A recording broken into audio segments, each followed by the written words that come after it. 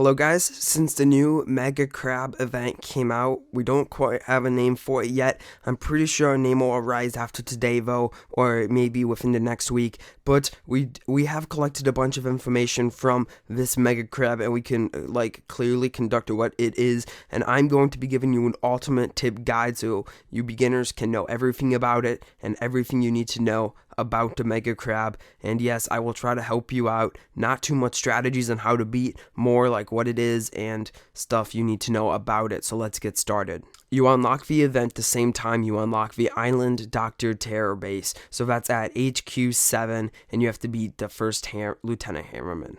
You only have 7 days to defeat the Mega Crab. We do know that it will not respawn weekly, however, and we don't quite know how often it will respawn. People are thinking maybe every other week or once a month. If it was once a month, it would be very hard to, that whole week, loot would be boosted, then after that week, loot will kind of die off, but we do know it will not be weekly.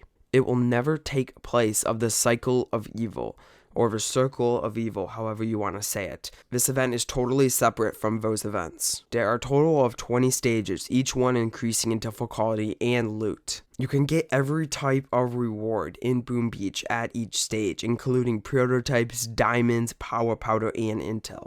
You can get every type of crystal just by clearing a stage, and you can add them together, so you can get a life and an ice at the exact same base after you defeat it. You can get a purple, whatever those are called, the purple ones, and the magma and the ice if you're very, very lucky. So this event basically gives you every resource in the game and allows you to get every resource in the game just by one attack. Now granted, some stuff is going to be much more rare than others. Diamonds are going to be pretty rare, and power powder are going to be pretty rare, and prototypes already are rare, so you probably won't get a lot of those, but still the chance that you can get them is very cool. The loot reward is huge, so it would definitely be worthwhile if you boosted your resource reward statue.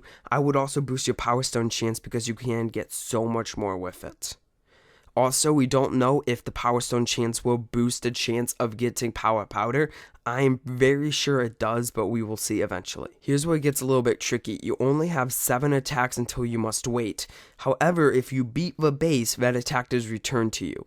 And you will also retrieve a new attack every 3 hours. So if you have a boost going, you waste all your attacks, then you're going to have to wait 3 hours for your boost to run out. And that is very cool how that works. And a lot of people will be running out of boosts. So if you miss your attack, you don't want to do another boost as soon as you get that first attack back. And you just want to save up your attacks once again, try to get to a maximum of 7 attacks back and every 3 hours. And then after that, every overnight or something, because that would be 21 hours to get all your attacks back, and then maybe do another boost and try to clear it one more time. And yeah, so you have a total of 7 days, so you definitely can take your time on this. You cannot get more attacks. The only way you could get more attacks is by waiting for 3 hours. Also, you'll only be able to start with 3 attacks, so as soon as it comes up, that's all the attacks you have, then you have to wait. You don't start with a full 7. Okay, so there's also some new buildings added into the game, pretty much just one. It's called a critter container. It contains 9 critters. If you destroy it with 1 artillery, or if your tubes are blowing it up, it will release these 9 critters. You can't control critters, but still, it provides like a little buffer for your troops. So there's also a leaderboard. It shows your local task force or friends' top Mega Crab list. It does not reset after each Mega Crab, so it's cumulative. Right now, there's no global and there's no first place reward, like a little emblem or something like that, but eventually that might add something. The beaches are not like an operation base. They do not contain sand. Unlike the operation bases, they do not remain static, so it basically means that every stage might contain a new base layout, or a new beach layout. Each base you attack might have a new layout.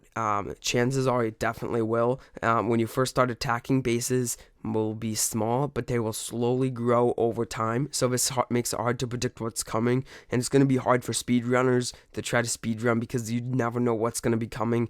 And some bases, they're going to be so huge that it's just going to be impossible to do Smoky Warrior rushes or something like that. So you definitely need to get your other strategies down. Anyway, guys, a lot of stuff is unknown because the first one just came out. After the second one, we will know so much more data, so I might make a follow-up video about that. I don't know. I probably won't, but you never know. If a lot of stuff changes, then it might. Chances are all this stuff will change in the future. Boom Mutual will continually release updates and take out stuff and add new stuff. So by the time you're watching this, they might add more stuff if you're watching this like in 6 months or so. But anyway, I hope you liked the video. If you did, be sure to drop a like as always. And I will talk to you guys in the next one. Bye.